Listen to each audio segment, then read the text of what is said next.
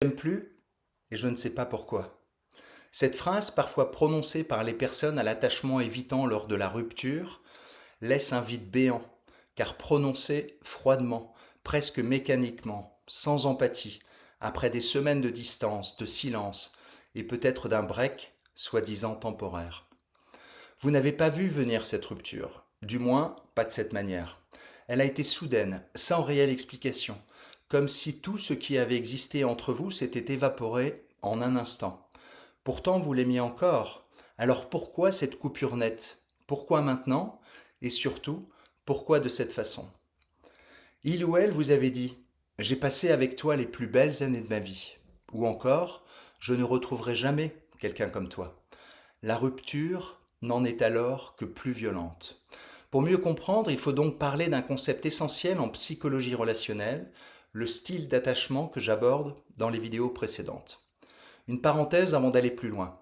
Si les caractéristiques des différents styles d'attachement sont assez claires, seul un psychiatre est en mesure de poser un diagnostic. Alors je reprends. Ce ressenti de ne savoir pourquoi les sentiments semblent avoir disparu remonte à l'enfance, à une période où les émotions n'étaient pas accueillies d'une manière favorable. Il est possible par ailleurs que les attentes des parents étaient très fortes. Ces deux éléments cumulés conduisent l'enfant à ne pas savoir et à ne pas vouloir accepter et partager ses émotions.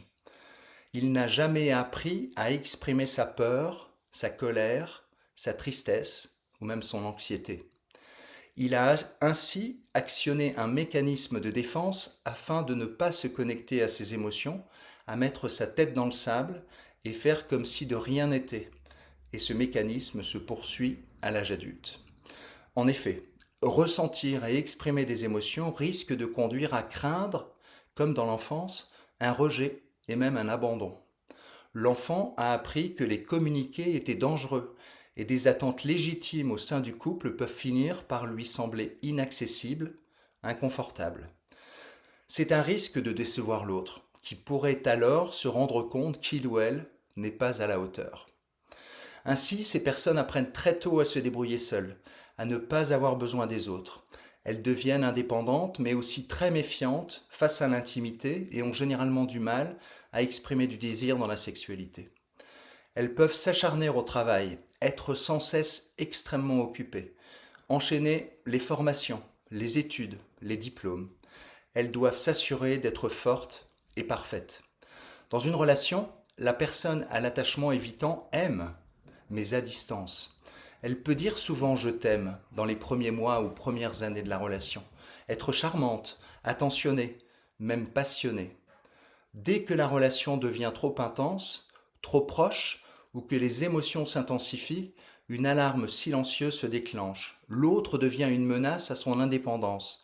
Le lien, au lieu d'être rassurant, devient étouffant. Le mythe du break est une fuite déguisée. Quand votre partenaire a demandé un break, ce n'était sans doute pas une pause pour réfléchir, comme il ou elle l'a peut-être formulé. C'était déjà un début de fuite. Chez l'évitant, le besoin d'espace est souvent une manière de reprendre le contrôle émotionnel, de retrouver un terrain sûr, loin de la dépendance affective potentielle. Ce break n'avait pas pour objectif de réparer la relation. Il s'agissait plutôt d'une stratégie d'éloignement progressive, un détachement émotionnel lent mais ferme, souvent invisible pour l'autre. Vous, de votre côté, vous aviez peut-être espéré que cette distance servirait à apaiser les tensions, à mieux vous retrouver. Vous aviez souffert de cette pause, mais pour elle, il s'agissait sans doute déjà d'un adieu préparé, une manière d'être en mesure de dire stop. Quand elle vous a dit je ne t'aime plus, il est possible que cette phrase ait été moins une vérité émotionnelle qu'un mécanisme de défense. L'évitant, lorsqu'il sent que la relation devient trop difficile à gérer, coupe net sans jamais avoir vraiment abordé le sujet. Il ou elle rationalise, se déconnecte de ses émotions et rejette la relation d'un bloc. Ce n'est pas nécessairement parce qu'il ou elle ne vous a jamais aimé ou ne vous aime plus, mais parce que continuer à aimer et être aimé serait trop risqué. Dans certains cas, cette déclaration peut même être une tentative maladroite de se protéger, de se convaincre elle-même. Si je dis que je ne l'aime plus, je serai moins vulnérable. L'évitant ne fuit pas seulement l'autre, il fuit aussi et parfois surtout ses propres émotions. La rupture soulage les personnes à l'attachement évitant. Il est possible, si elles ne l'ont déjà fait, avant de vous quitter, qu'elles se jettent rapidement dans des relations d'un soir, de quelques jours, quelques semaines ou quelques mois, et basées sur le plaisir physique uniquement. C'est très différent quand elles sont quittées par quelqu'un avec qui elles avaient ce type de relation sans engagement. Dans ce cas, le rejet peut les plonger dans un désespoir et une extrême tristesse. Il est important de comprendre une chose, cette rupture n'est pas un échec de votre part. Vous n'avez pas été trop ou pas assez. Vous avez aimé avec sincérité dans une dynamique émotionnelle où l'autre n'avait sans doute pas les outils pour accueillir cet amour. Les évitants ne sont pas mauvais, ils ne sont pas manipulateurs ni dépourvus d'émotions, même si c'est ce qu'ils vous montrent. Ils ont appris à vivre en se tenant à distance. Aimer de près leur fait peur et cette peur est souvent plus forte que leur envie d'être avec vous. Maintenant, vous êtes peut-être en train de chercher une logique là où il y a surtout un schéma émotionnel. Il est naturel de vouloir comprendre, c'est même nécessaire. Il ne faut pas cependant rester prisonnier de cette quête de sens. Vous avez le droit de souffrir, de ressentir ce vide et cela peut durer des mois, un an parfois. Vous avez aussi le droit de vous faire accompagner, de parler, de vous faire prescrire un traitement. Vous avez aussi le droit d'aller de l'avant, de réapprendre à aimer et à être aimé sans peur. Certaines personnes ne peuvent pas vous accompagner dans votre profondeur émotionnelle.